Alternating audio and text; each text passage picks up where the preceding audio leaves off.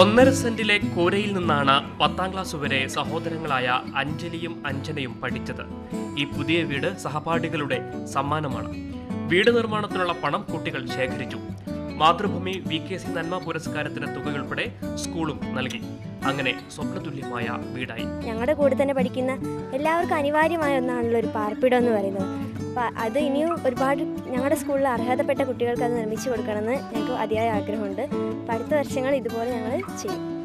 2 കിടപ്പുമുറിയും ഹാളും വരാന്തയും ഒക്കെ ഉൾപ്പെടുന്നതാണ് വീട്.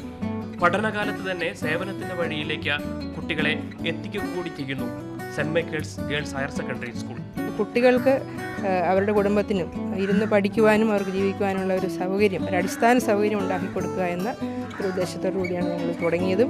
അതിൽ ഞങ്ങൾക്കധികം സന്തോഷവും ഒരുപാട് സംതൃപ്തിയുമുണ്ട്. ഇത് കാണുമ്പോൾ ഞങ്ങളിങ്ങനെ നല്ലൊരു കാര്യം ചെയ്യുന്നത്. അതുകൊണ്ട് കുട്ടികൾക്ക് ഇതുപോലെ ഭാവിയിലും നല്ല കാര്യങ്ങൾ ചെയ്യുവാനായിട്ട് അവർക്കൊരു പ്രേരണ കൊടുക്കുവാനായിട്ട്, അപ്പോൾ അവർക്ക് ആകുന്ന സമയത്ത് മറ്റുള്ളവരെ സഹായിക്കുവാനുള്ള നല്ലൊരു സന്മനസ് അവർക്കുണ്ടാക്കി കൊടുക്കണം എന്നുള്ള, സഹജീവികളോടൊരു കരുണ കാണിക്കണം എന്നുള്ള ഒരു ആശയം കൂടി ഇതിൻ്റെ പിന്നിലുണ്ട്.